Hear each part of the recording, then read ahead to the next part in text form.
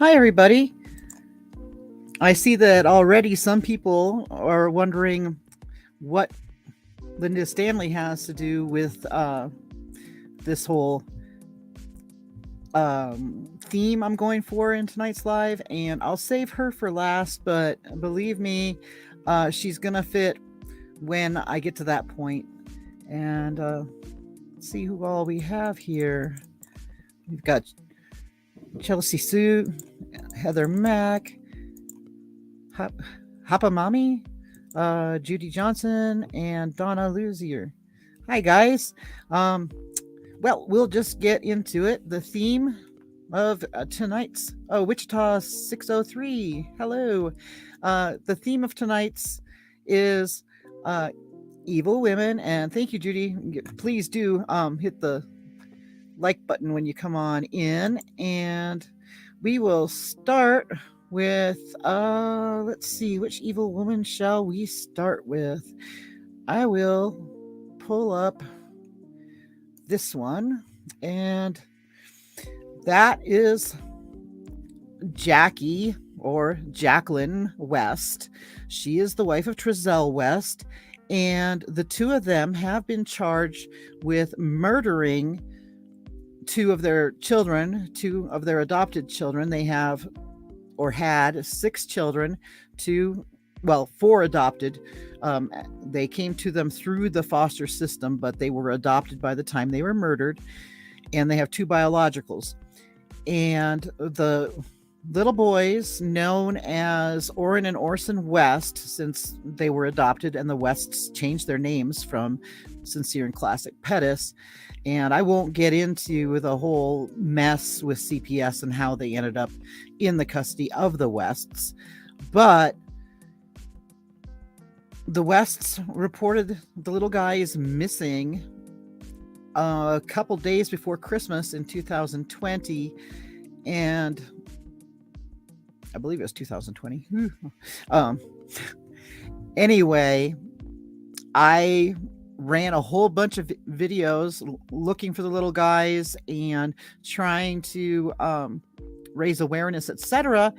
And then finally, Trezell and Jacqueline were charged with the boy's death, and even more horrendous, the filings seem to indicate that they had coerced at least one of the older children to take part in the murder of the 2 youngest, who were 4 and 3 at the time of their deaths.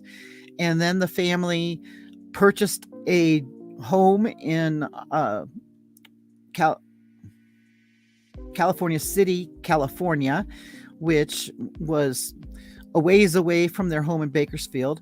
And they moved and then reported the 2 little guys missing. But due to a lot of stuff coming forward, including AV Watchman, United We Stand, is like the number one I can think of that blew the lid off of the theory that the little boys wandered away from home by coming across home video surveillance from the neighbor's house that showed that the kids had never been there, and that on December 19th, Trezell and Jacqueline West were seen exiting the house with 4 children and returning with no children because they took the kids to go stay with Trezell's mom just on the 19th. And then on the 21st, they reported the little guys missing. They've been charged with the murder now.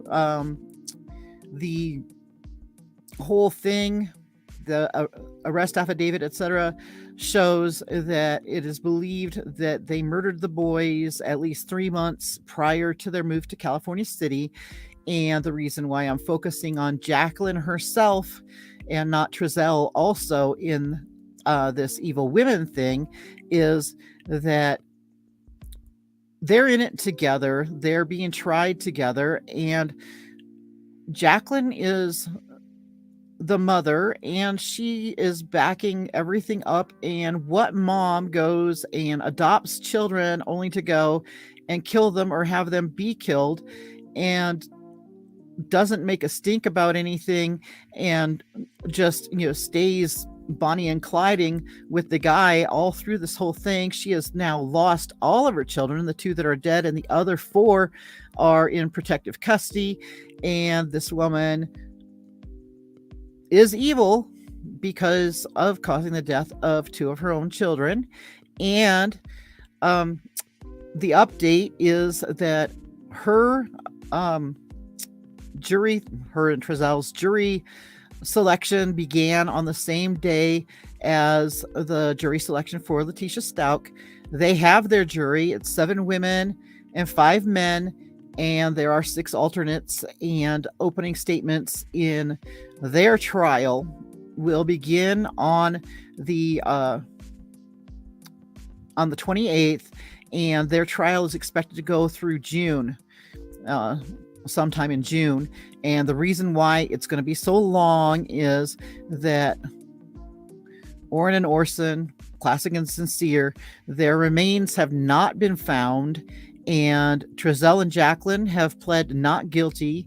They have not taken any pleas, and judging by different filings that they had that were struck out, they are trying to say that there's no evidence that the boys have been murdered. They're still going with that the boys took off on their own or whatever.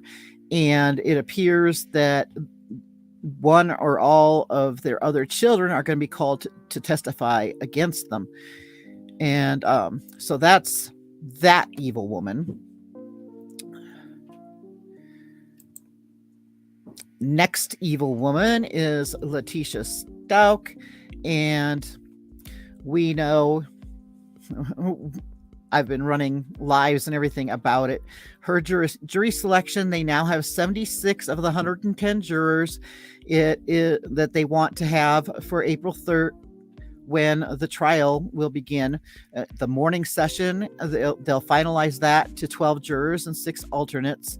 And the afternoon is when opening arguments are expected to commence. And that trial is expected to last for 6 weeks. And she is pleading not guilty by reason of insanity. And we'll talk more about her in a little bit. Next lady up is going to be Taylor Schabusiness.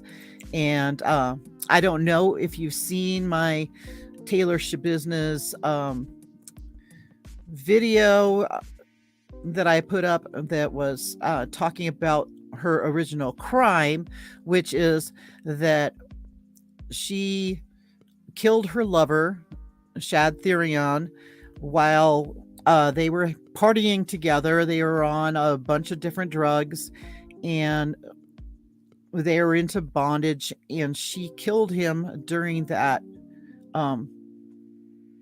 And then she dismembered him, but before she dismembered him, she had relations with his deceased corpse. So she has those charges as well. And then she dismembered him, and she was caught with some of his limbs in her vehicle. She had spread pieces of him all over the basement of the home that he shared with his mother. And his mother found his head in a bucket at the bottom of the stairs. It's just a truly horrendous case. And there was quite some time where they were trying to first decide whether she was competent or not. She was declared competent. She is not pleading guilty due to insanity. And I wanted to share this video with you guys so we could just look at it while we're talking about her. This is one of her court appearances, and this happened. That's her attacking her defense attorney. And now, mind you, her plea is not guilty, not NGRI, and she is quite not in control of herself. Well, I guess maybe she is in control of herself. Maybe this is what she wanted to do, and she intended to do this. But anyway, she's pleading not guilty. So in her case, what they're going to have to do is they're just going to have to prove that she's the one that killed Shad. And I can only guess at what her defense is since she's pled not guilty. I'm just going to guess that she's going to say that it was the drugs' fault or whatever. But that does not count as an NGRI thing. And, maybe she's going to try to go for some kind of manslaughter or something for this horrendous crime, and try to say that that was the case rather than that she horrifically murdered him. And anyway, her crime is over the top. Oh, look at that look in her eyes. Anyway, she's not going for not guilty by reason of insanity. She's just going for not guilty, trying to maybe see that, say that they can't prove that it was her, even though she was found with the remains and she was the only one in the house, etc. But it kind of drives me nuts though when people try to plead not guilty when it's obvious that they're guilty. In her case, there is a body, there's plenty of physical evidence. She was covered in his blood when she was arrested. She had his legs in a crock pot box in her van. It just pretty much seems like a slam dunk case to me. We can watch her go bonkers again before I move on.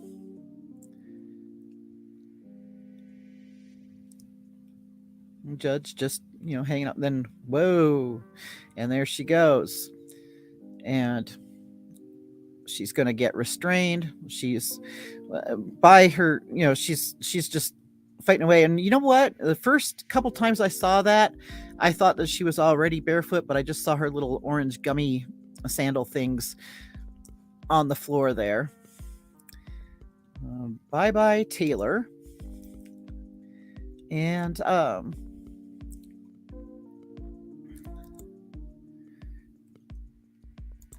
now I'm going to bring up a few somethings for the next lady that I'm going to talk about, which is Sarah Boone. And for those of you who don't know, Sarah Boone is a woman who put her boyfriend, significant other, George, into this suitcase, and she left video on her phone, and one of the videos for everything you've done to me. Sarah. Fuck you. Sarah. Fuck you. Sarah. Stupid. Sarah. That's my name. Don't wear it up. Sarah. I can't fucking breathe, babe. Seriously. Yeah, that's when you do when you choke me. Sarah. Sarah.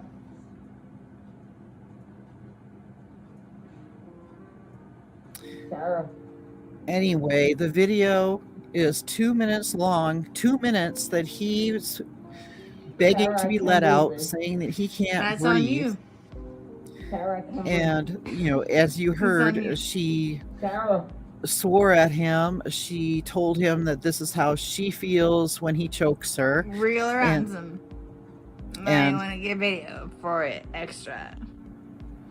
Because I got this. Sarah. And this video, like I said, Real goes on for ransom. 2 minutes. There's another video that I'm not playing for you, but it's like this. It's more of the same, and the video stamp shows that it occurred 11 minutes after this one. That's what I feel like when you cheat on me. Sarah. And then that's what I feel like when you cheat on me. Sarah. She and George had a very tumultuous You relationship Shut the fuck up. with lots of violence. They have a history of both being charged with domestic violence against each other.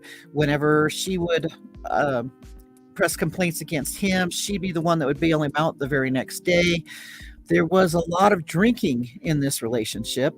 And so that's why I tied this one in, talking about Taylor Schabusiness and who did that horrible thing while she was on all kinds of drugs. Well, Sarah's story is that she and George had been drinking. I think they were having wine or something, and that they were hanging out, and that then they started playing, and they were playing some kind of game of hide and seek. And she says that she went upstairs and fell asleep, forgetting about George in there. And, there she is, Sarah Boone. And we're going to see some body cam footage. And as you can see, when she finally called the police, she was sitting out there on the sidewalk waiting for them. Before she ever called the police, though, she called her ex-husband and told him what had happened. And, she was very upset, distraught when the police came, and she kept telling them that it was an accident, that she didn't do it on purpose. And her defense is going to be a domestic violence defense, where she's saying that this was due to the domestic violence in their relationship. Appreciate you coming in. Yes, ma'am. I want to ask you about these whenever we have a moment. Sure. So obviously, he received his autopsy. So I'm going to read you your rights again, because we have to talk about that. His mouth was a little I haven't laid a swollen. hand on him. Okay. He fell off my son's bike. Okay. So I don't know. And he's notorious for running into the wall or the hall tree. So Okay. What about the scratches? Because there's also sex? Yes. Okay. Because there's also like a scratch on like the back of his neck, like kind of like going, but it's like going straight across. I have no idea what that's from. In all honesty, we have not gotten into it. Nobody got out of sorts. This is what's mind-blowing to me. Like, I have no clue. Nobody laid a hand on anybody. And I don't want to seem out of sorts, but I have no idea. We had a good day. Mm-hmm. It was a good day. We've had good days lately. Let me go ahead and explain myself. So I know. Nobody else knows, but I know. Nobody knew George better than I did. I say that I knew George better than himself. And I tried in every way, shape, and form. Ask everyone. I helped him. I took care of him. I miss him a lot, and I didn't even sleep last night. I miss him a lot.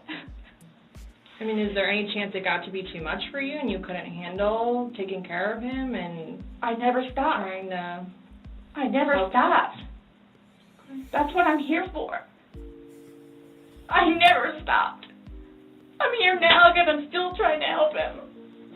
Yeah, we just don't, I mean, it's unexplainable how he got these injuries, and I have no idea. you were the only one with him.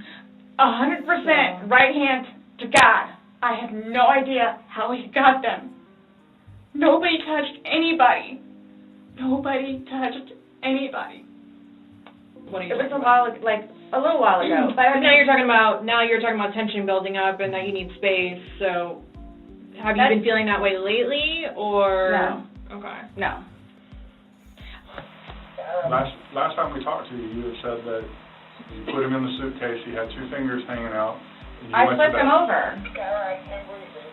I flipped him over, and that's where it was.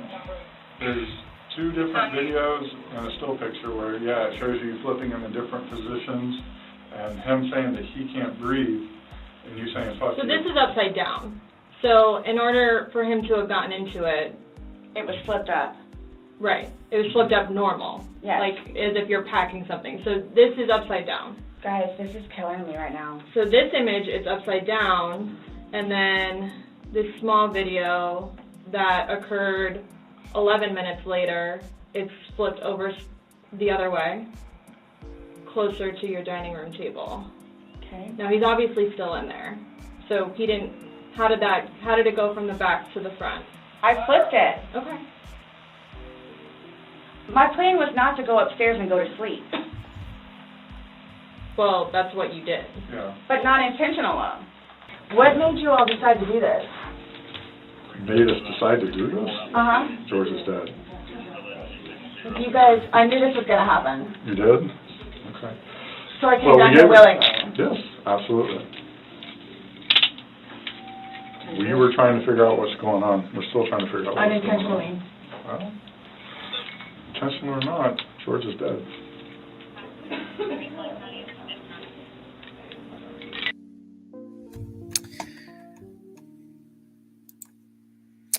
Anyway, I was seeing while watching this, in my opinion, I was seeing the same words and such that you hear in an abuser in a domestic situation, with the excuses and such. And one of the things I noticed is that while she is having a battered wife syndrome, yes, she does have a kid with her ex-husband, and the child was in his care when this was going on. She has visitation, not custody of her child. And anyway, she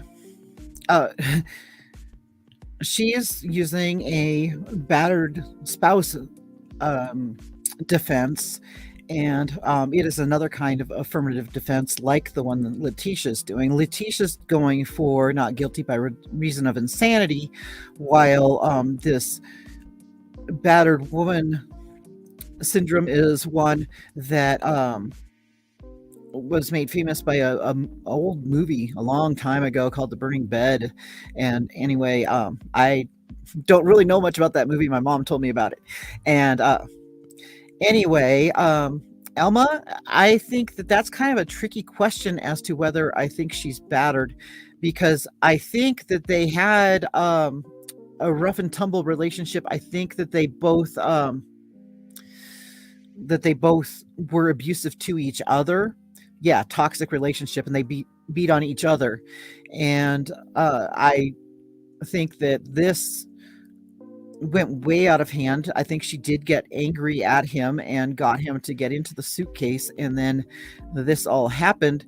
And I think that she did have the intention of teaching him a lesson or something. She might not have meant to kill him, but I don't think that it's really a battered woman syndrome thing. I think that she's kind of giving a bad name to people that do suffer abuse. She's abusing the system by trying to blame George basically for what is happening in that relationship and in his death. And other things that I noted in this was that when she first arrived at the police station, she had notes in her purse. She had a bunch of notes of what she wanted to say, information she wanted to get from them. And that struck a nerve with me, because Letecia Stauch also brought notes of what she wanted to say to the police when she went into her police interview as well.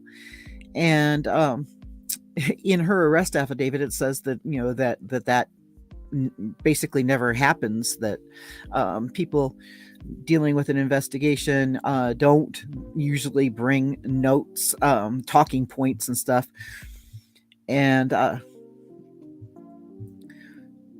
so, for Miss Sarah Boone, I was thinking along the lines that she's not being very sad about George passing, and she was just like conducting business. One of the things that she wanted to know was whether she could get the ring that she had given George that he was wearing, and that oh wow, Chris Watts brought notes too. See, that's just kind of like, how come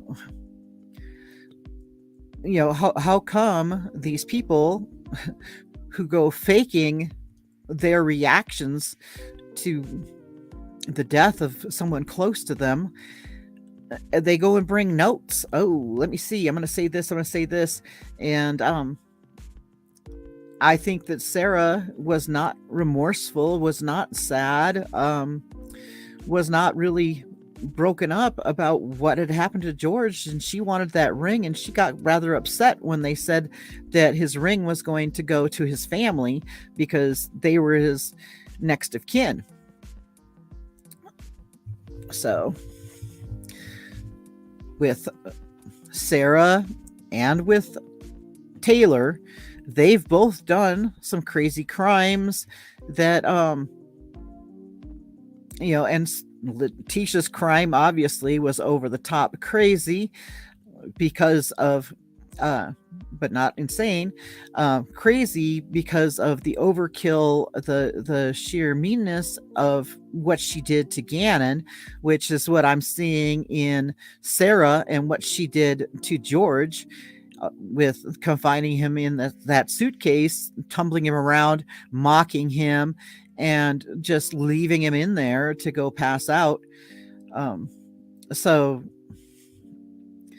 that's also similar to Letecia, because while Gannon was deceased by the time she put him in the suitcase, most likely she also just put him in a suitcase. And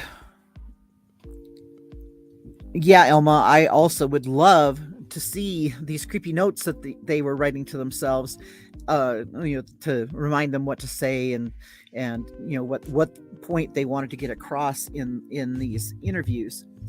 And yeah, they do have some crazy eyes too. And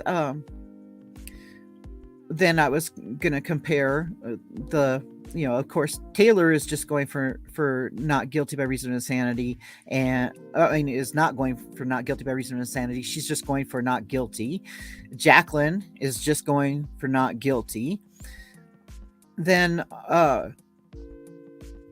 Sarah Boone is going for an affirmative defense. She's going for the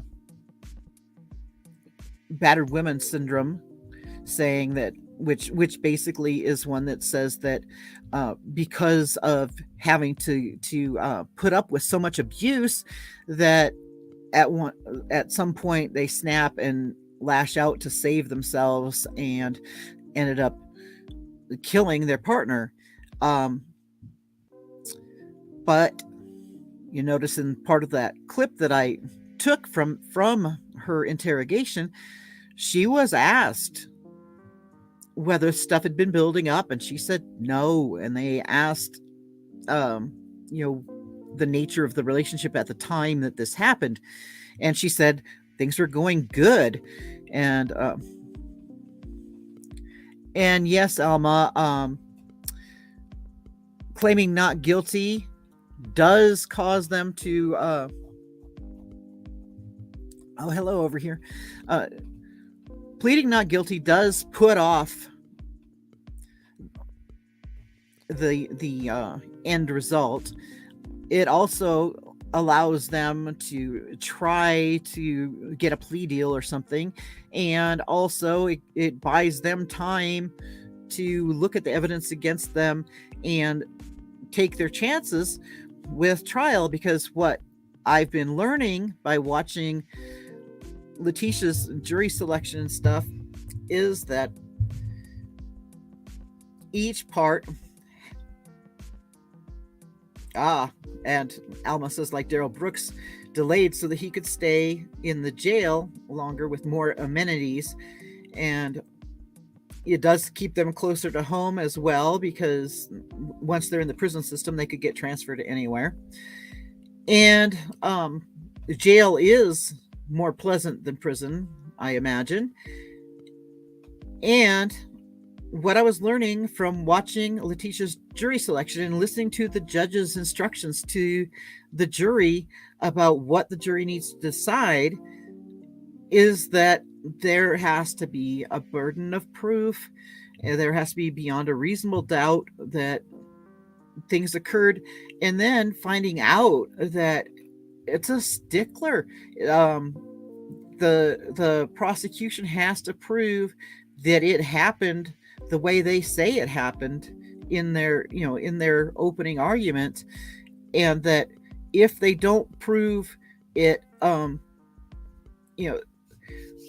judge did the description, did the thing saying it was like a Denver omelet, that if you put in different ingredients, it's not a Denver omelet anymore. So, if they've got it wrong about how or why the crime happened, then they can't convict. So that would be one of the reasons why.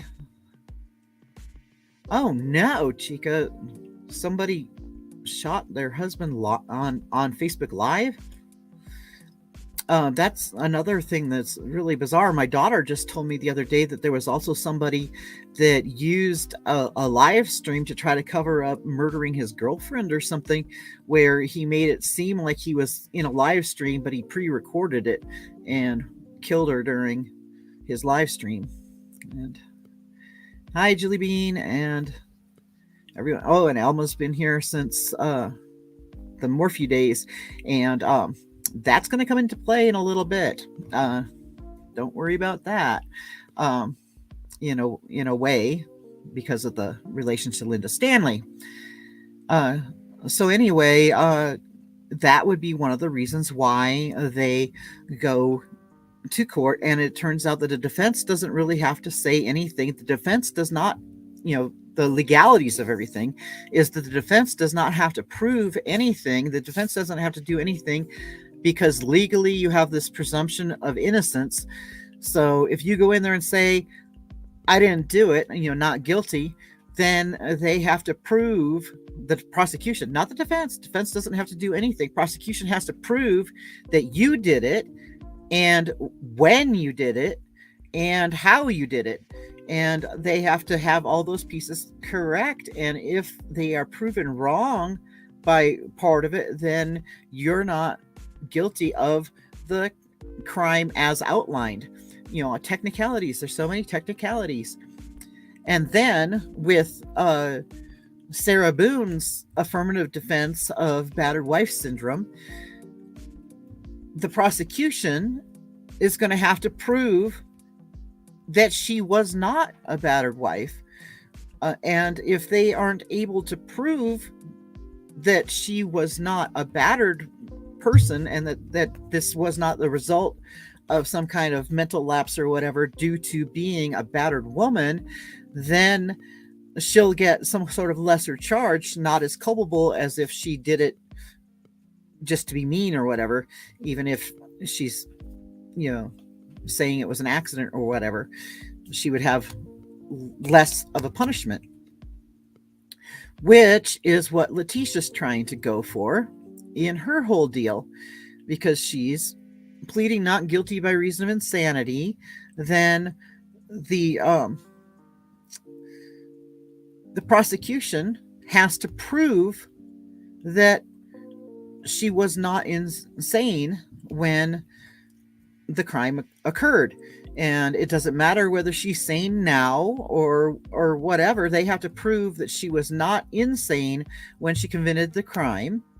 And they have to prove that she committed the crime in the way that they outline. And in one of the openings, they DA Allen went and put in order of what happened, and the order he put it in was that Gannon was stabbed, then hit with a blunt object, fracturing his skull, and then shot once, but that she fired the gun 3 times. And I'm not sure how messed up they might be if they've got the order of it wrong, if they're able to prove that she was the one that did everything. Because what they have to do is they have to prove 2 things. One, they have to prove that she committed each of the offenses that they have outlined in there. And the other, and that she didn't help, and she didn't have anybody else, and that she didn't, they just have to prove that she did all that the way they say that she did it. And they have to prove that she wasn't insane. And then her defense is this, not guilty by reason of insanity defense, which is that if she was insane, then she's not legally responsible. So she goes to a mental hospital instead. And so whatever she was sane for,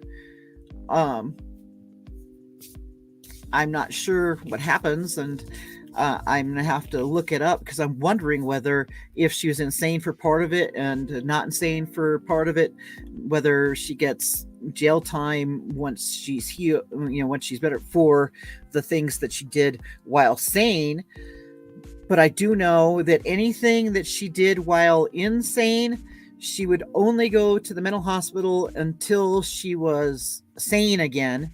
And once she was sane again, she walks on those charges.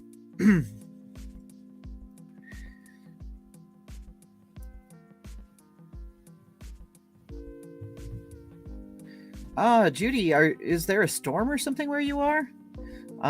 So I see she's on the keyboard by candlelight, or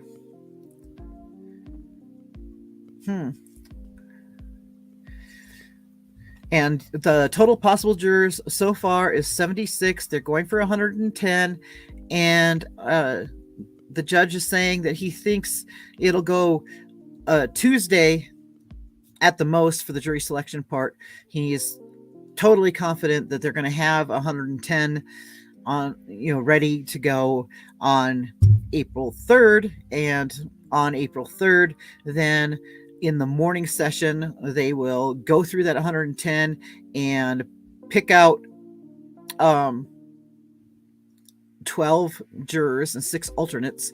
And then in the afternoon, they'll start the opening arguments.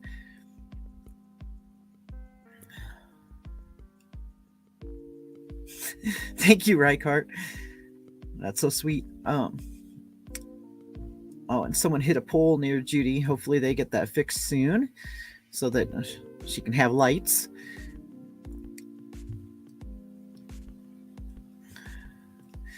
Elma, I feel the same way. I do not feel right wishing ill on other people, but that doesn't make me happy about the things that they've done. And I do want to know more of what makes people tick, and whether there is some way to earlier in their lives address things so that they don't end up hurting people later.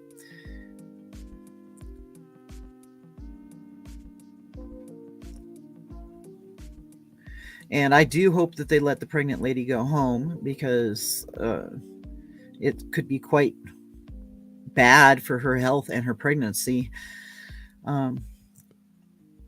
And so anyway, the similarities between Sarah Boone and Letecia are that neither one of them likes to admit being wrong at all. They want to put themselves out there, trying to portray themselves as martyrs or something. You notice that Sarah kept saying that she's been helping George and she's been taking care of George and blah, blah, blah. And she never stopped taking care of him and all this. But at the same time, she's also kind of detached from him and everything, and just not really feeling his loss. And Letecia was the same way, even speaking in, in her weird back to the camera interview with Spencer Wilson, she was speaking of Gannon in the past tense. She wasn't saying anything personal about him. You would think that if you had a child missing, and you weren't the one that went and killed them or something, you would think that when you were asked to say something about the child, you'd say something like, oh, he's got a smile that lights up the room. He enjoys playing video games. He's got a wonderful personality. He's got a this and that, present tense. But instead, she's going, he was helpful. He would do, and it's just like, Letecia Ramirez, like Richard Ramirez. And so hers is a case too, where I am wondering about her defense, because it's an affirmative defense. The prosecution is going to have to prove that she was not insane, and the thing that they are claiming on her is dissociative identity disorder, and that is a difficult one to prove or disprove. And it's just puzzling to me. And and Alma, they when the citizens beat Richard Ramirez up and took him into custody, that was near where you live. Wow.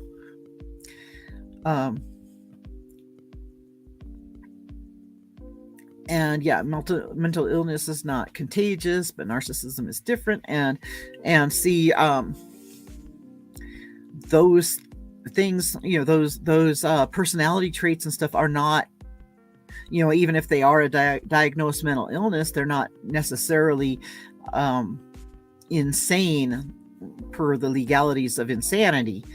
And so it's going to be a quite technical case. I hadn't realized how technical this case against Letecia is going to be, and how difficult it's going to be. No, Sarah is going for a battered woman syndrome thing. So in her case, they're going to have to prove that she was not suffering from battered woman syndrome. And in Letecia's case, the prosecution is going to have to prove that she didn't have dissociative identity disorder. And that's just kind of, thank you, Glam Dolly. And that just kind of worries me, because what if they can prove she has dissociative identity disorder? Because not everybody with dissociative identity disorder goes and kills people. So I'm just really worried about Letecia's case. And the next thing, before we just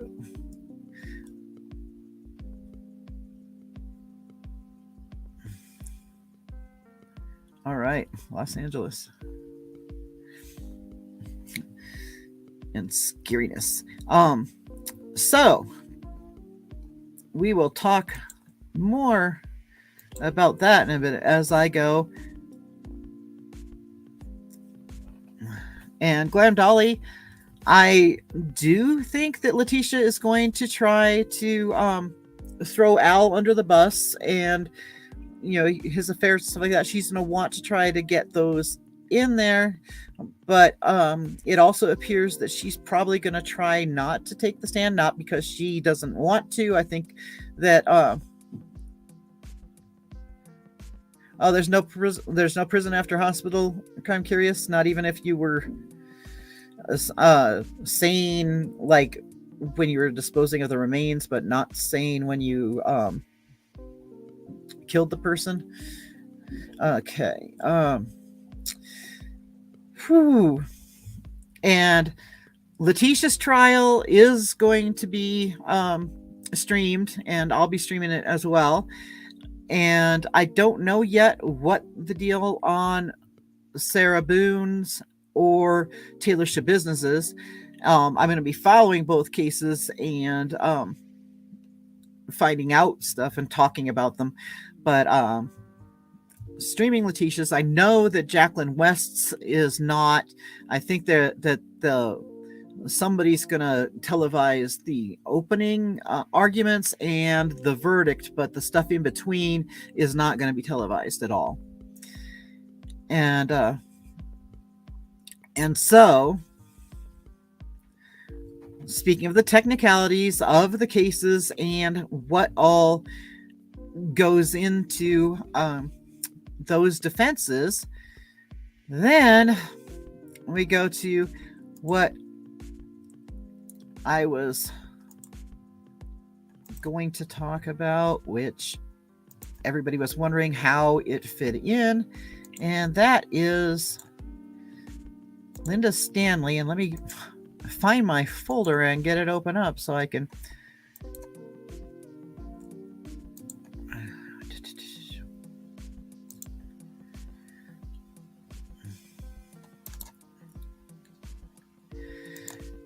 because the way that I put Linda Stanley in here as one of the evil women is that while she is not accused of personally committing any of these horrible crimes like these other women, in my mind, she is in some way, maybe even, let's see, let me get this open first. She is in some ways even worse because she is responsible for allowing people to go free, people that committed horrible crimes, including crimes against children. And oh, now I lost my StreamYard one. Oh, there it is.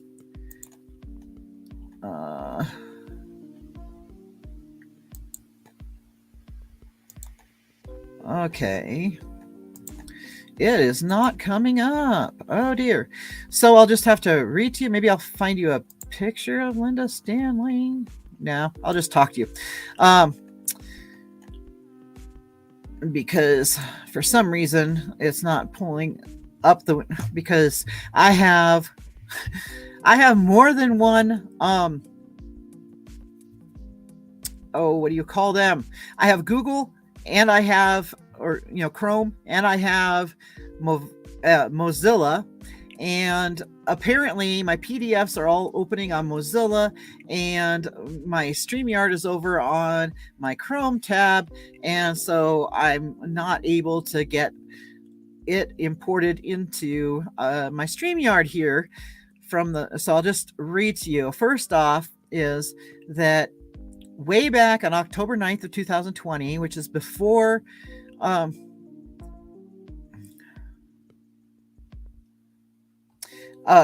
before Linda was voted in. She was voted in November. And unfortunately, it didn't get a whole lot of publicity. There was a letter to the editor in the Ark Valley Voice.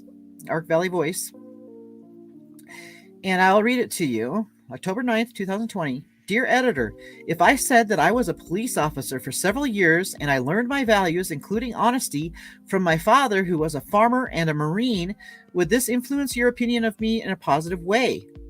This is how the Republican nominee for district attorney, Linda Stanley, describes herself repeatedly. The problem is that it includes two untrue statements, one a partial lie and one subterfuge. Miss Stanley and I are siblings. I know the facts. One outright lie is that our father was a farmer. He was not. He was an accountant who later worked in IT. He never owned a farm, nor made his living as a farmer. It is true that he was a Marine. He served for 2 years, stateside, in peacetime. The subterfuge comes in that she implies consistently that his service played a role in his life and personality. It did not, in his life or hers. He hated his service and did not consider it any part of his identity. While Ms. Stanley was a police officer, it was for only about 3 years, not several. This is a misleading partial untruth. Her experience on duty was very limited at one small agency, and later she failed her field training at another. Although she mentions being an officer twice on her website, she fails to include details in her resume since it misrepresents her actual experience. It is clear the other outright falsehood that she is honest. Honesty does not include lies and partial truths to suit a narrative. Having a DA with integrity is vital. Ms. Stanley was sanctioned by the Colorado Bar Association as recently as 2019 for making repeated obvious errors no qualified attorney should be making. And the case is 18 PDJ 058, People v. Linda Stanley. Yes. I believe she also lacks the relevant experience necessary to lead the DA's office. While she does list 10 years in the legal field on her site, every job description appears to be a copy and paste from a job ad. There is nothing about any innovations, cases of merit, positions on actual issues, leadership skills, or recommendations from anyone who has worked with her. Nothing, not a single thing that would make her eligible for this position. I spent 21 years in police forensics. I spent countless hours working with officers and the DA's office. The political party of the elected DA has little bearing on the ability to do the job effectively. Honesty and integrity, however, absolutely do. Our law enforcement, court personnel, and citizens deserve better. Many of you are voting a straight ticket this year. I implore you to not make this decision or choice when it comes to the DA. Prosecution should never be political, is one of Ms. Stanley's taglines. In this one instance, we agree. Show her the door. The citizens of the 11th Judicial District deserve better. Sincerely, Sandra Fisher of Salida, who is Linda Stanley's sister.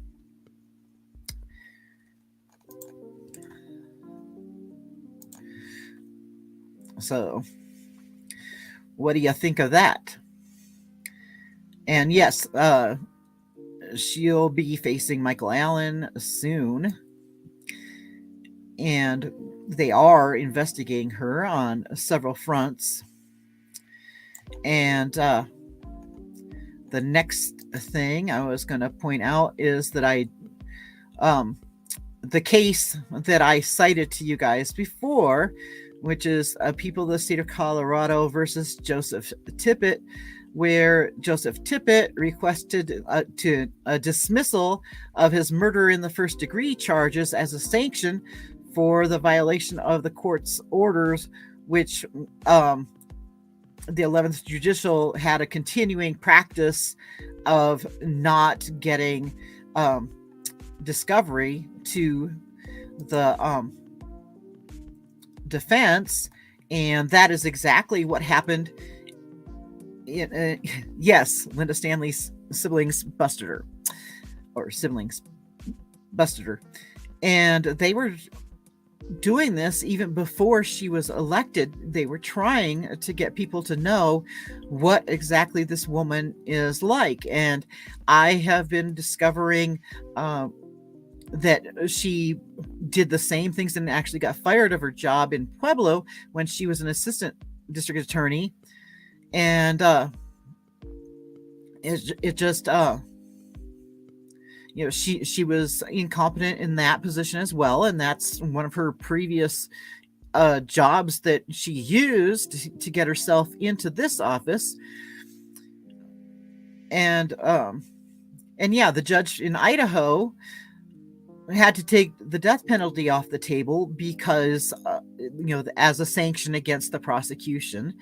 So, they have to do something when the prosecution makes these kind of mistakes, and Ms. Stanley allows the 11th Judicial to run amok, and they keep repeating the mistakes that they made in the Morphew case, where they don't get discovery in, they don't get anything in on time when and they've even now in the 11th Judicial, a lot of times the police officers bring the evidence and the paperwork and stuff by hand to the judge as well, because they're afraid that the DA's office won't get it in on time.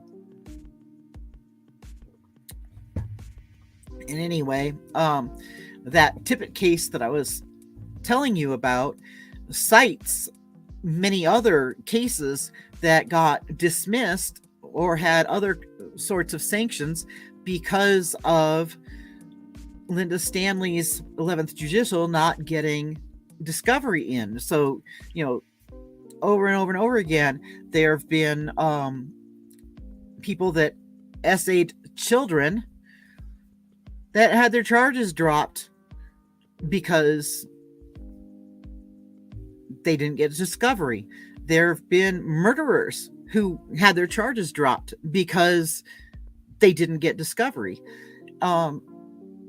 It's just horrifying, and that's why she's on the list of evil women that was the theme of tonight's live, because she is enabling these criminals to walk free so that they can offend again. She is supposed to be protecting the public. She is supposed to be representing the public. The documents all say the people versus, but she's not representing the people because she's not doing her job. Even during the Morphew trial, remember, she told everybody that she doesn't do court on Mondays. And then we just kept hearing over and over again about, they didn't get the discovery, and then it got extended, and then they didn't get it in again. And so in the Morphew case, what happened was not that Barry was found innocent or anything like that. What happened was there was a sanction because of the repeated mistakes on the part of, it's to the point where it almost felt like it was on purpose. It was beyond mistakes. It was just total I'm at a loss for words because I'm on a roll, all stressed out. But the sanction was that the prosecution couldn't bring in their expert witnesses. And without the expert witnesses to explain the evidence wouldn't mean anything to a jury. They needed to have experts that could explain it. So without the experts, there was no case. So the charges were dropped against Barry, but fortunately they were dropped in such a way that charges can be brought up, because there's also that little gem in our judicial system, which is you can't be tried for the same crime twice. So all the people that have walked because of Linda Stanley, they can't be tried again for their crimes. But luckily in the case of Barry, it was without prejudice. So in his case, a different DA, because I sure as heck don't want Linda Stanley handling the case again. A different DA can bring. Yes, Letecia is present during this jury selection, and I'll tell you a little bit more about that in a moment.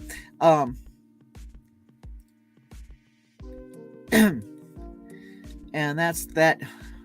What was I saying? Oh yeah, then a new DA can bring charges against Barry, and a new DA would be able to build the case, charge him, etc. And I'm certain that a new DA would not play these games. And yes, Linda Stanley was voted in, and the new race, they're voted in for 4 years, so she wouldn't be done with her term until 2005. And I hope that she gets unseated before then, because the entire time that she has been a district attorney, these criminals are walking. And a couple of the ones that walked were actually people that even admitted that they committed the crime, but they were going for, they wanted a lesser offense, instead of murder they wanted manslaughter or whatever. But then the whole thing got thrown out and they're not going to get tried against anything at all.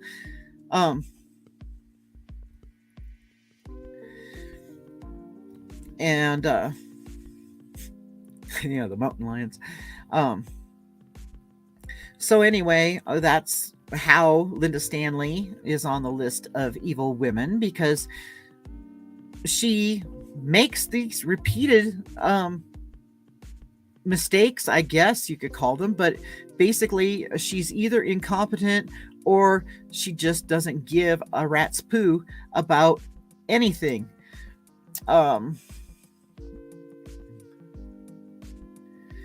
And somebody shared with me an article that Judicial District 11 candidates participate in candidates forum, and it's written by Charlotte Burrows, and this is also from before Linda Stanley was voted in. And it's talking about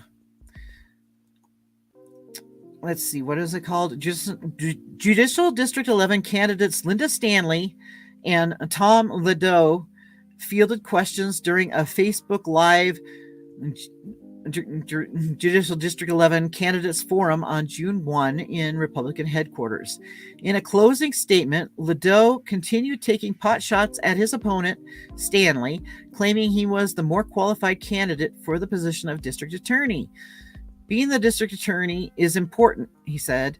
You have the power over individuals' liberty, and you have the power of accusation. The role of district attorney is not to exaggerate their case, but to present it in the best possible light. The role of the district attorney is to present the truth in the best possible light. He then said that Stanley claimed to be a prosecuting attorney for 8 years. However, she was at the Pueblo District Attorney starting in September of 2010, but she wasn't a licensed attorney for another 2 years. And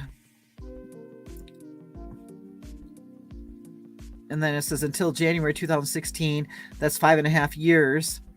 She was then a municipal prosecutor for 1 year. That's a grand total of 6.5 years, 2 years of which Ms. Stanley was not a licensed attorney. You cannot be a prosecuting attorney when you're not a licensed attorney.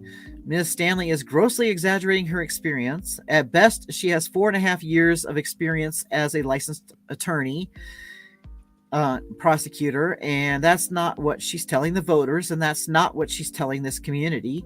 It's important the district attorney tell the truth and present in all of their cases, not exaggerate things to make themselves look better than they are.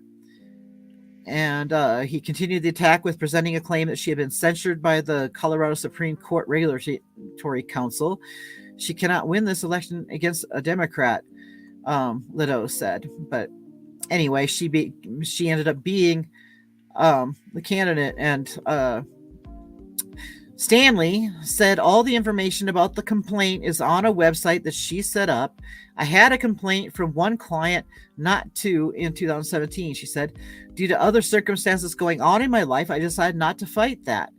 She said it seems to be a little bit telling that the only big case that blah, blah, blah, blah, blah, and it goes into, her trying to slam him. But then I went and looked up that case where she got censured and have the summary of that. People v. Linda Stanley, 18 PD J058, May 16th, 2019. The presiding disciplinary judge approved the party's conditional admission of misconduct and publicly censured Linda Stanley, attorney registration number 45298, effective May 16th, 2019. In February 2017, Stanley agreed to represent a client in a civil case. 8 days after she executed the engagement letter, Stanley accepted employment as a hearing officer for the Colorado Department of Revenue. She began working for the state 10 days thereafter, but Stanley did not advise the client that she had left private practice.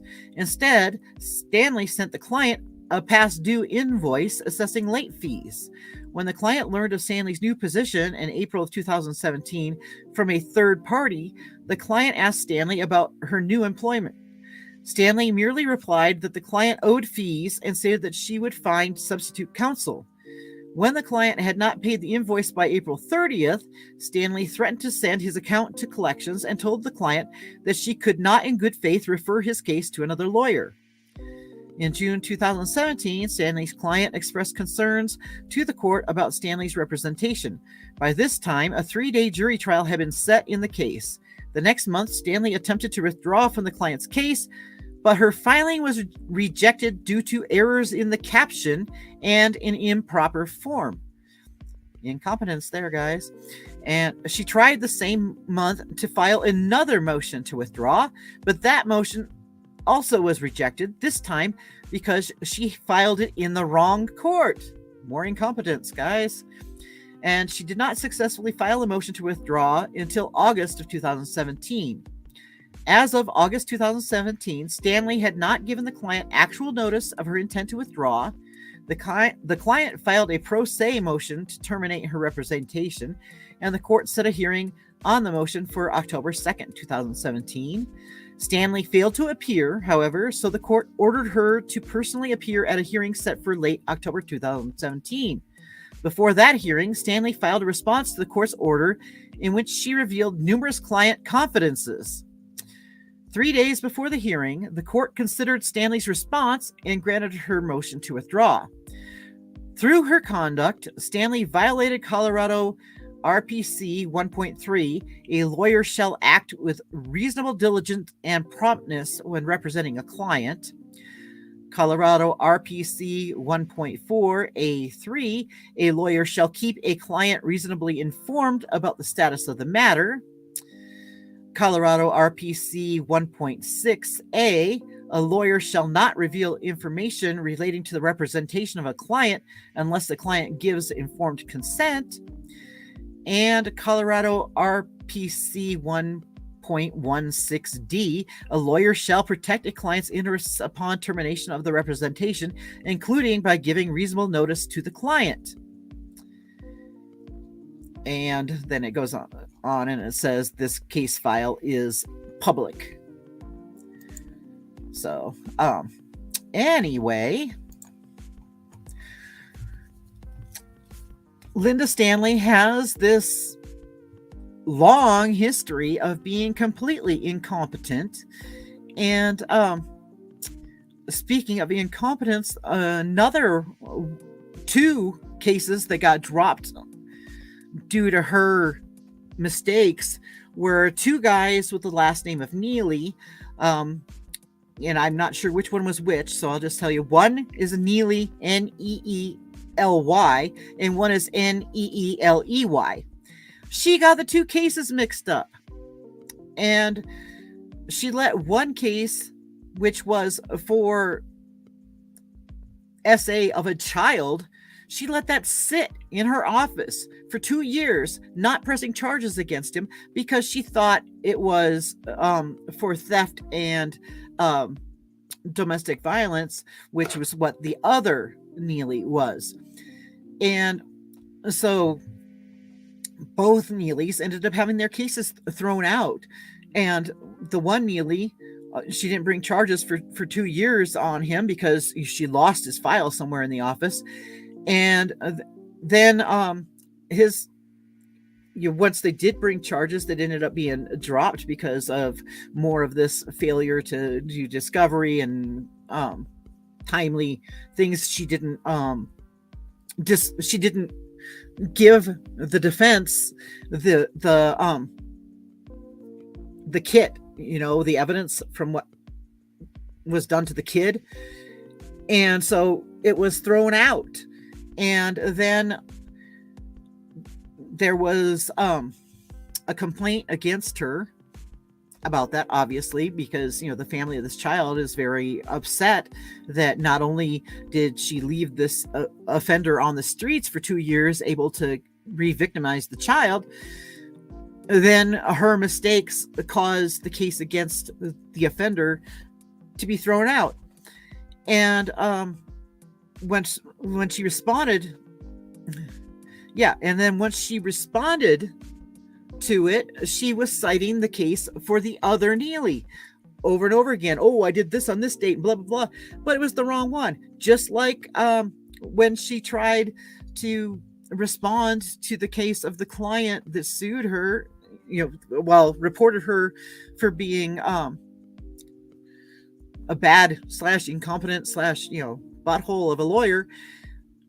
When she tried to do her motions to withdraw, and she was filing them in the wrong court or filing with the wrong paperwork. And yeah, Linda Stanley makes basic mistakes, and she has a team of professionals under her.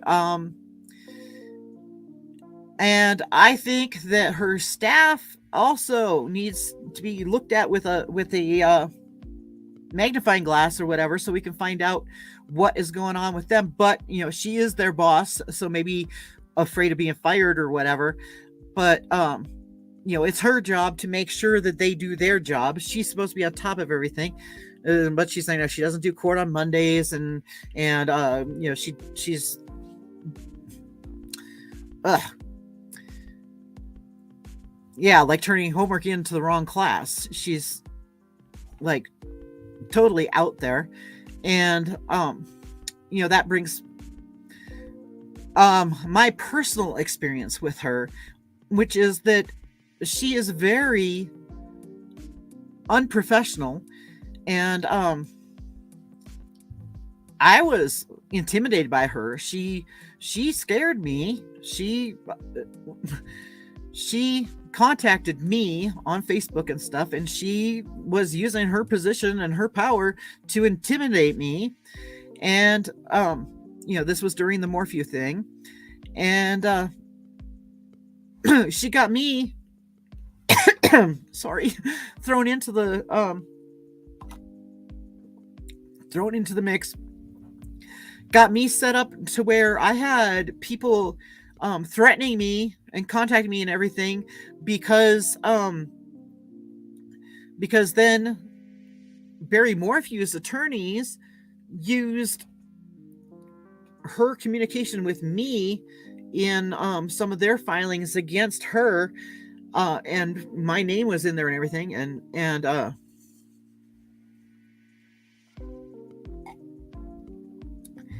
then she, people didn't understand how intimidated I felt by her and how bullied by her. I mean, what she did to me was she made it so that whenever I went, I routinely need to travel to places that are in her judicial district. And I was terrified because, I was under her lens. She was contacting me. She had other people contacting me. And, I was like, what's going to happen to me? Am I going to get pulled over and thrown in jail on trumped up charges or something because I'm in the wrong town, because I'm in a town that's under her rule? So I spent months being terrified and, trying to, keep my mouth shut, trying to not. And yeah, I was always in that area. I am always in that area. I continue to be in her districts and stuff because, that's where I have a lot of stuff going on in that area. And so, now I am speaking out because I feel that, everybody that has been affected by her, either been bullied by her like me, or the families of victims who aren't getting justice because she got cases thrown out. We all need to speak out, get the word out, allow the public to know so that they can file complaints about her, so that they can report her to the judiciary, so that, she gets taken out of office, because she cannot remain in office. And yeah, I don't doubt that they were tracking me, and I know that I got followed many times, and it was just it still is freaky, but now I don't travel by myself anymore, but that also makes my whole family nervous. They're always afraid going, like if I'm going to go someplace, they're like, oh, who's going to go with you and stuff like that, because they're like, you're not going anywhere alone, are you? I'm not like, okay, no, I'm not. But it's horrible living like that, being afraid like that. And that's how she runs her ship, though, because it was just in the news recently that one of her assistant DAs went and was bullying a man in a parking lot. He hadn't been on his phone. He was driving through the parking lot, and this woman, charged right out in front of him and then started yelling at him. And then he pulled up his camera and started filming her as she's like, totally intimidating him and everything, because she's an assistant DA. And they are investigating her now under the charges of intimidation and all that. And, and this is someone that Linda Stanley handpicked to be in her office, working under her. And, that is why she's on my list of the evil women, because while she's not, someone that's murdered their boyfriend or dismembered anybody or murdered children, she is letting people like that go free because she's not doing her job.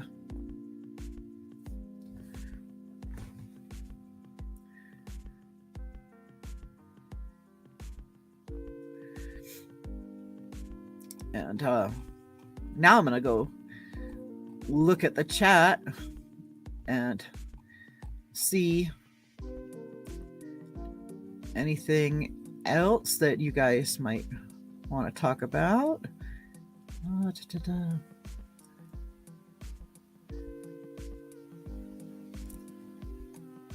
Anyway, some good news is that Linda Stanley is currently being investigated for some of her misdeeds, and hopefully she's going to be investigated a lot more, because now that the ball is rolling, now that people are speaking out, once one person speaks out, it gives strength to others, realizing that they're not alone, so that they too can speak out.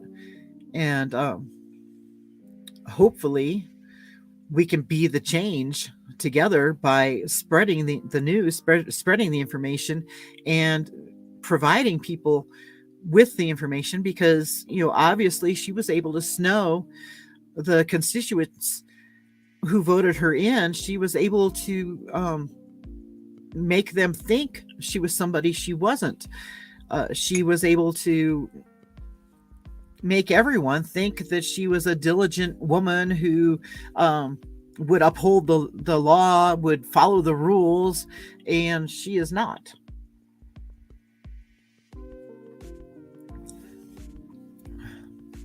And yes, Linda Stanley was in it for herself, in my opinion, and there were so many coincidences. While, for example, she appeared on Profiling Evil, and while that has been brought up locally, more people were bringing up the fact that she was involved with my channel, which was even smaller than it is now at the time, never on the level that Profiling Evil was, never had that reach. And yet, she went on their show. She revealed confidences and things about the case and stuff that she was not supposed to say. And then I reported, because I watched the Profiling Evil, summarized it, and did my video where I just said what had happened on Profiling Evil. And then I got in tons of trouble for talking about her and for saying what all she had said on that show. And I used to have a PO box that I had listed on the channel and everything. I let that thing go because while I got some nice mail from a few people, most of it was negative and threatening and just anonymous and whatever. But it wasn't worth the anxiety that it caused me. So I got rid of that. And let's see. Yeah, we have more Linda Stanley content on the way. We're working on it. It's an ongoing thing. And yeah, Crime Curious mentions, remember when people were sticking up for her after that, they got vicious saying that she hadn't crossed any lines. Yes, exactly. And that's why I was getting all kinds of hate, because I also was trying to point out that she was crossing lines and that she was intimidating me but I was having to try to do this without having her attack me either, because I was terrified of her. And now I'm speaking out, and of course I'm still terrified, but at least by speaking out, everybody that sees this or is in my live right now knows what my issues are, and knows what I'm saying and all that. And if anything happens, they'll be like, oh well, did you know that she was speaking out against Linda Stanley just recently?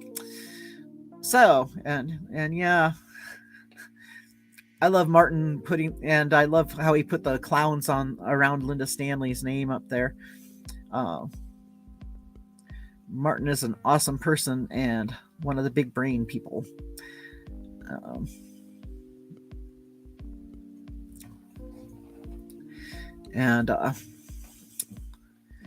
So that is how she's one of the evil people.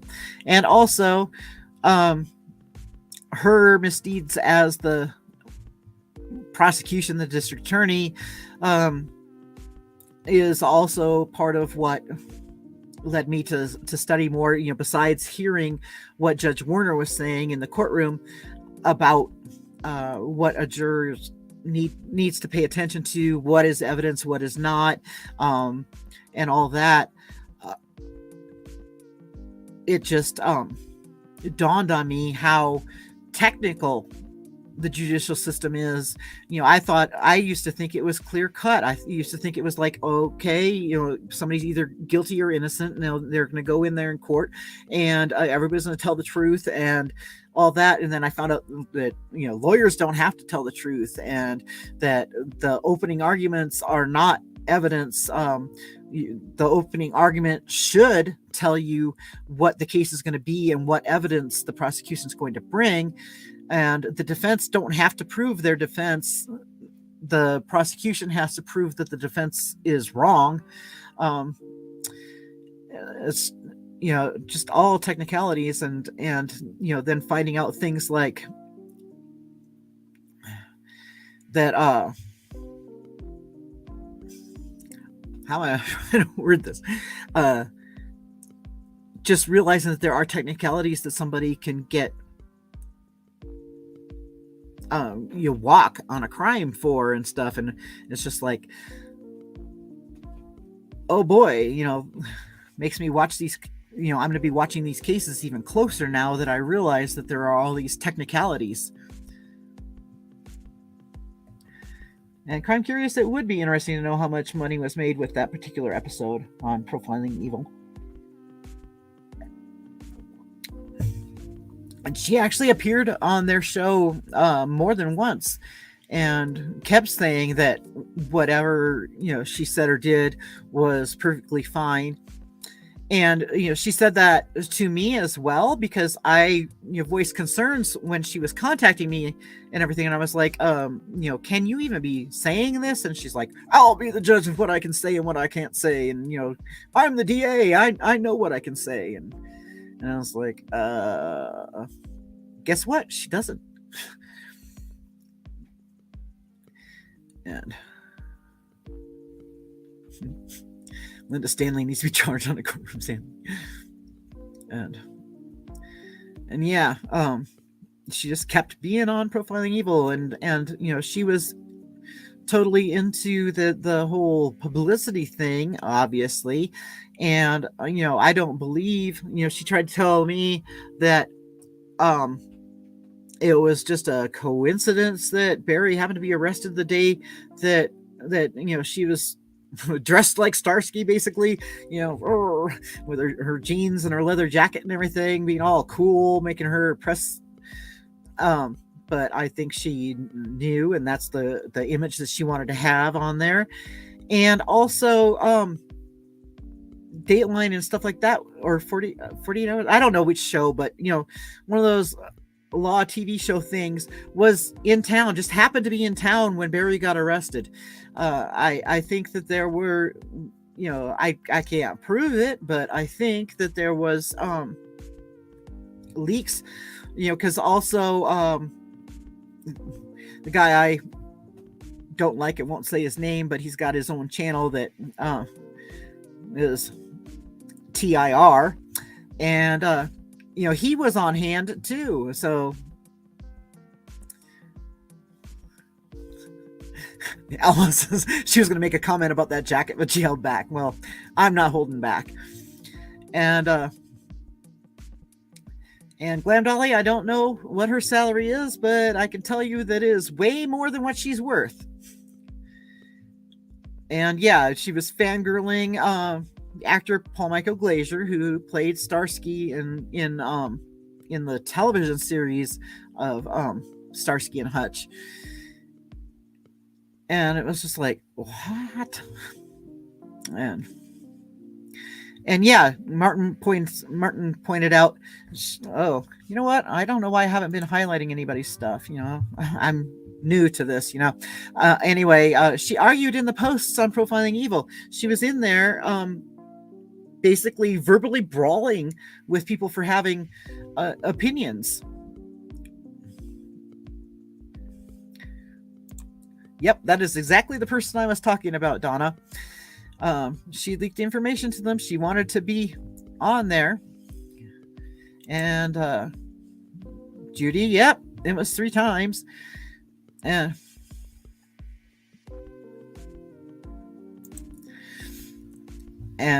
yeah, she's massively overpaid. And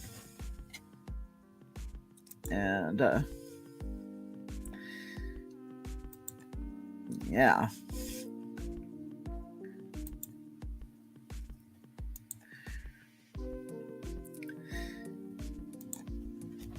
Yeah, Glam Dolly, she even argued with people in the comments on my channel as well.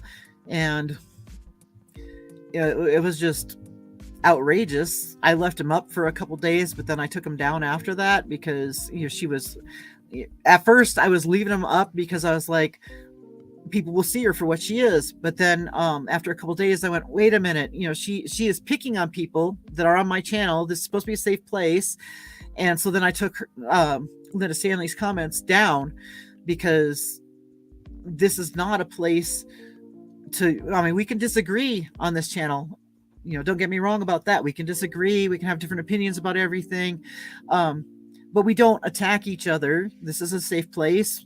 We're supposed to love each other and be there for each other. And if we disagree, we disagree.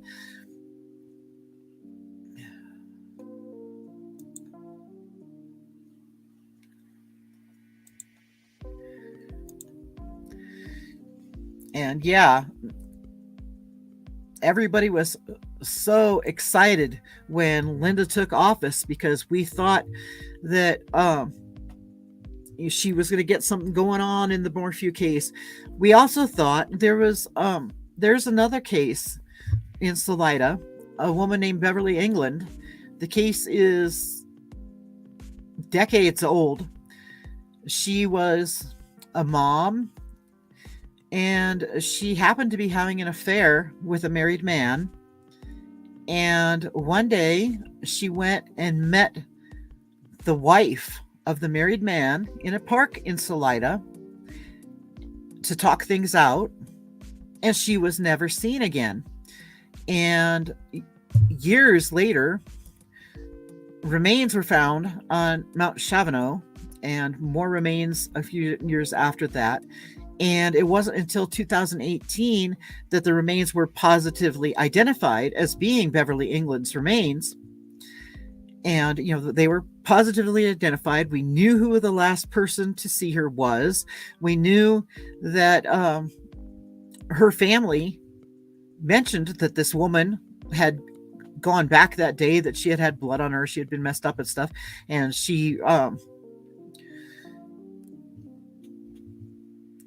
obviously was upset and all this. And we thought that, there's all this information.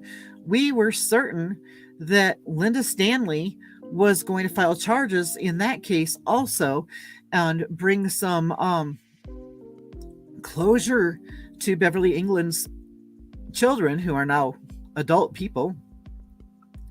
And they gave interviews and stuff, because they also were really wanting the new DA to get justice for their mother.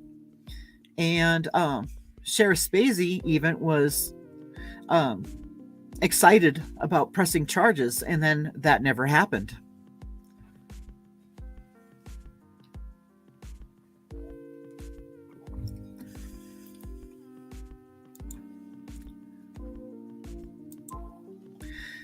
And Profiling Evil has not got the momentum that it had in the past, and a lot of it is due to difficulty regaining things after what his former partner did. And his former partner is a real jerk, and anybody that doesn't realize that he's a jerk should just Google him a little bit, and they'll find out that he actually did an interrogation on a child and got him to admit to a crime that he did not commit. Thank you, AK. Yeah. Straight up. And Chris and his super chats. And my nickname for him is S's, by the way, because he has problems with his S's. Whenever I don't call him he who must not be named, like Voldemort, but now I think that Linda Stanley is even more of a Voldemort.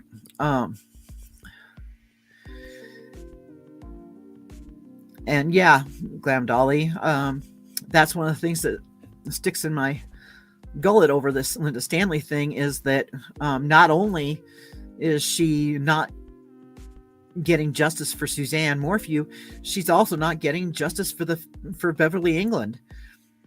2 women murdered in Chaffee County, and Beverly England was found on Mount Schabusiness. Her remains were over a series of years, and Suzanne has not been found yet. And one of the things that's stuck in my mind, though, because I know Beverly's case, was when the body cam footage of Miles outside of Suzanne's house, when he was asking about where they heard that Suzanne had been riding, and he's like, Schabusiness?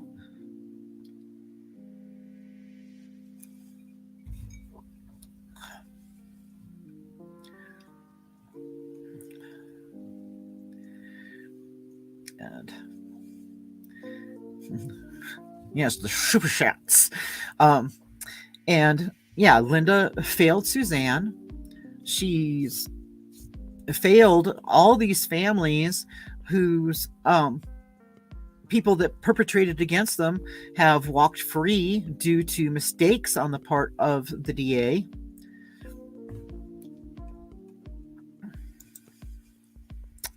And yeah, that right there is one of the things that makes me so happy, because there's this stuff about Linda Stanley. It's gonna come out. There's gonna be an investigation, and she is eventually gonna have to own up to all this stuff that she's done, all this wrongdoing, and get someone competent into that office, and start getting justice for the victims, because right now they are not getting justice. And Chris is a super cop. Anyway, that whole mess is all tied up with Linda Stanley and her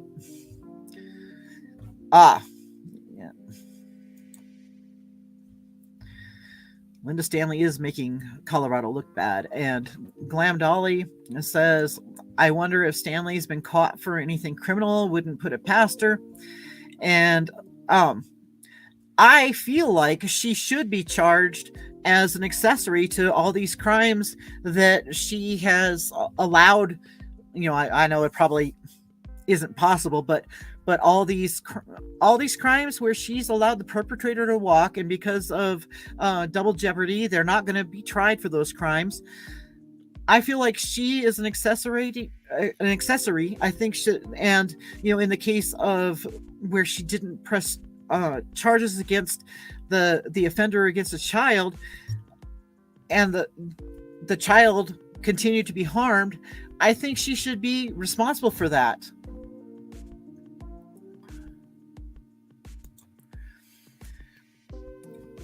And AKs bring up that she's under 6 official OARC investigations and 13 Patterns and Practices Act violations and 7 victims' rights violations.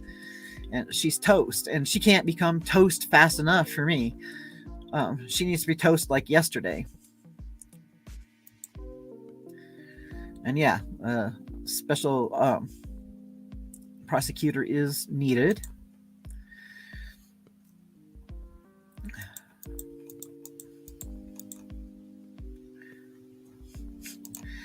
Glam Dolly says, I just wish he'd spend his YouTube loot on better fitting dentures. Yeah.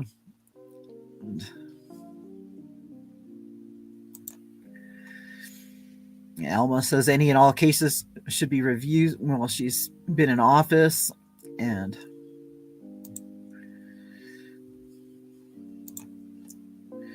the sooner she's prosecuted, the better off. Yep.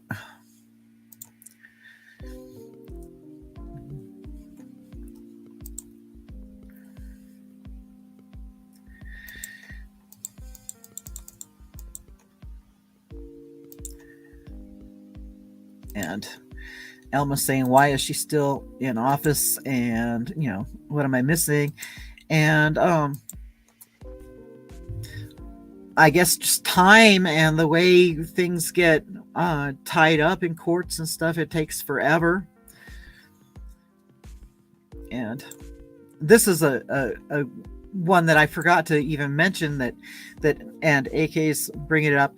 She was never a cop officially. He was a former PI.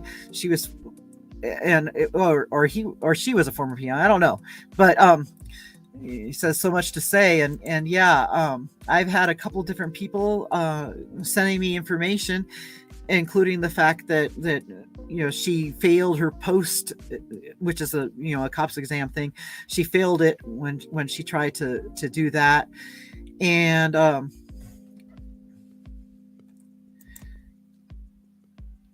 of course, a DA in Pueblo County, when she didn't have her legal stuffs, and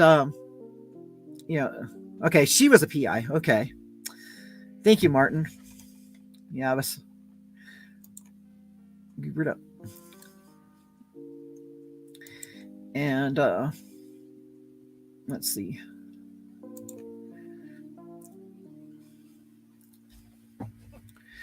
Oh, cool. I'm glad you guys were looking into that, because I was just getting ready to look into that as I was getting the information about her getting fired and stuff like that, because apparently my sources are slower than you guys' sources.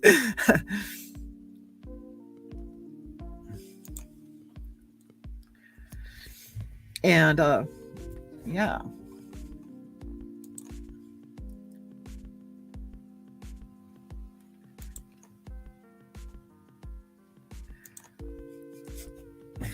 Thank you, Alma. Yeah, I am so glad that that Martin's here too. And yeah, Linda Stanley has a lot of skeletons, and she gets more every day that she's in office, because she's not doing her job. She's not learned from any of her mistakes. She has not learned from and I don't even know at this point whether it's mistakes or if she does it on purpose. And it's she is so full of herself that she thinks the law doesn't apply to her. She thinks she can give directions to the judges. She thinks she can do everything on her own time, that she does not have to obey the letter of the law.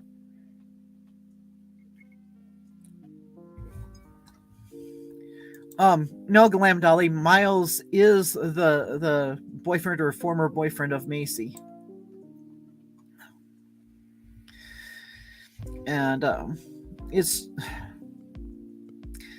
Linda Stanley has messed up a lot of stuff, and I sure hope that not only does she get removed from office, but I hope that she never is able to hold any of those offices ever again. And I sure hope that she loses her law license as well, because that document I was reading to you about how she got sanctioned for the mistreatment of her client, while I never studied the code of ethics for attorneys, I do know that the code of ethics for therapists and stuff also, you don't reveal your client's secrets. And apparently she was just voluntarily dumping on her client to to whoever it was that was looking into her, because of her client complaining about her mishandling of his case and stuff. And her walking out on him, taking a new job instead of representing her client. And there was just several places where she totally breached the code of ethics, and I understand how serious those violations are. If a counselor violates the code of ethics, a counselor can lose their license. And I, for the life of me, don't understand why she currently has a license, because not only did she misrepresent herself to her client, and then she didn't refer him, which is something also, if for any reason you can't represent your client, if you're a therapist, if for any reason you can't go on with the client counselor relationship, you have to refer them. It's just common knowledge that if you can't represent your clients, you need to get them someone that can. And she just keeps doing the same things.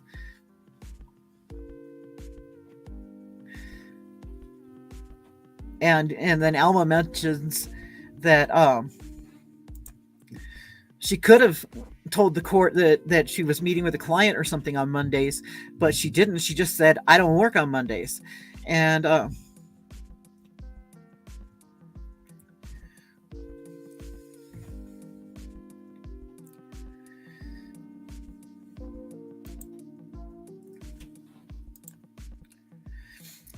yeah, Linda Stanley is a big roadblock for finding Suzanne. And I feel that, and look up Alonzo Payne, removed for far less the state is scared she'll sue and her victims will sue. And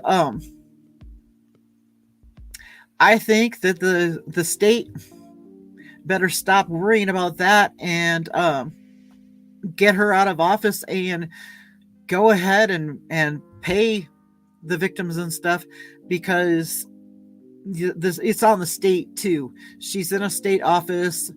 There have been complaints about her for a long time, and she's just kept on doing the same thing over and over again.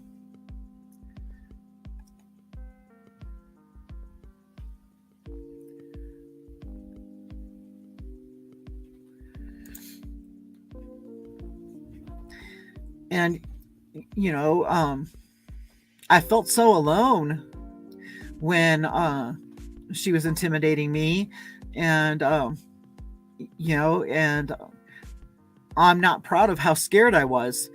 And, you know, of course, I still have a lot of concerns, but I realize through AK and Martin and, you know, all of you guys that, you know, I have people that listen, and if anything happens, you know, I got people that know all this, and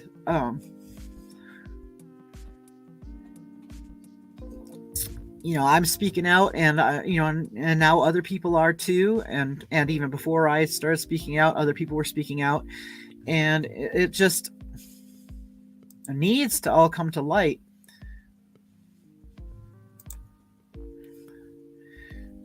And Glam Dolly mentions about how Linda Stanley told the media that she expected to find Suzanne within weeks, like she had insider information, and that it was all baloney, obviously. And yeah, she likes to spread the baloney, or, you know, horse manure or whatever. And she mucked a lot of stuff up because of her need for fame, need for having people say, oh wow, you're so amazing.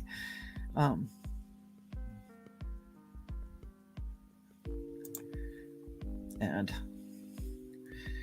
AT's saying that she's still stuck on the fact that I think she's talking about Krish went to the Morphew home by himself before the police.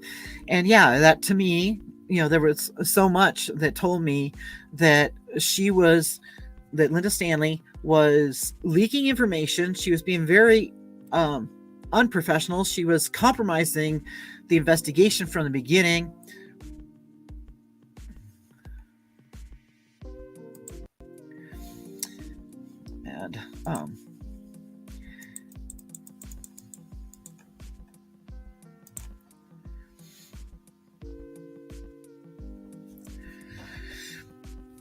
And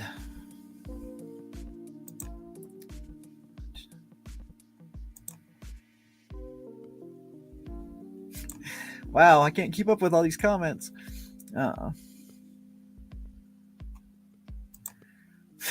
Can you imagine him running around the house shooting chipmunks? I suppose he's wacky enough to do it, but I know that that's not what was happening. Thank you.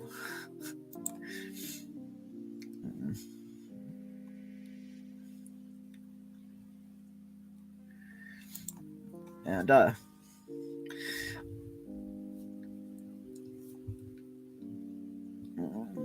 let's see. AT was talking about Miles. I missed something.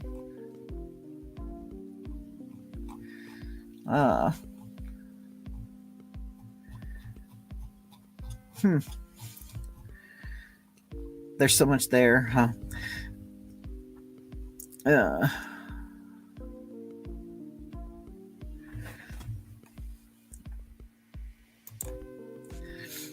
Exactly.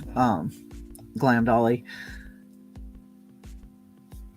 That's one of the big red flags with Linda Stanley was how first she was like kind of trying to put out the vibes like she was humble or something, and And then next thing you know, she's like this glory hound, and I think she always was one. And thank you, Alma. It comes with the StreamYard, and this one's called Night Drive, I think. And I've got it tuned down, and it just helps me a lot to I have ADHD, and if I didn't have the background music, what has happened in a bunch of my other lives is that I get distracted because I can hear I'm downstairs and I can hear everything that's going on upstairs, and then I start going, what's going on? And should I go check on that and stuff like that?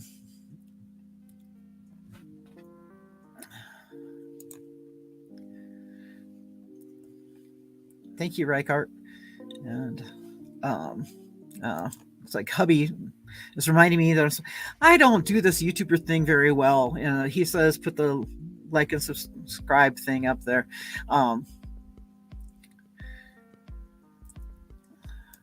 Thank you, Glamadolly. I'm so happy that you guys are here with me today. And I see that it's 8:20, so I'm gonna have to wrap things up because I don't like getting in the way of Web Sleuths, and it's Sundays with Ping on Sundays, and I owe a lot to Web Sleuths because it's the whole reason why I've got a channel, pretty much, because I had found the Web Sleuths forums. I never did YouTube for crime and stuff until Gannon Stauch's case, and I had been looking at a case that took place up near Denver, a case of a little girl, Kiana Campbell. She was 10 years old, and she had gone missing, and she had been out with her stepbrother of sorts, and she ended up being found deceased, and he's been locked up for it and everything because he's the one that did it. But during her case is when I discovered the Web Sleuths forum and was keeping up with that, and then like that smashes button. And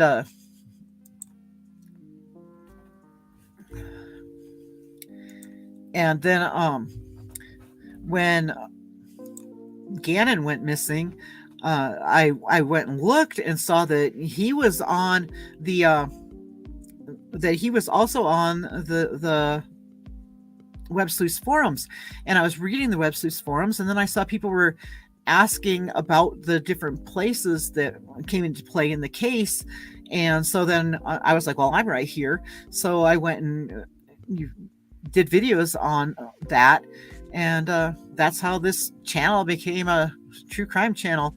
It already had the name Another Day in the Car because I spend an outrageous amount of time in my car. I practically live in my car and have done so for years. I travel a lot, and being away from family and stuff, I would film things in the car and post them on YouTube on my Another Day in the Car, and my kids would watch them wherever they were, and oh, there's mom, and see what I was up to and whatnot, and then this being the drives and stuff, all fits in with Another Day in the Car.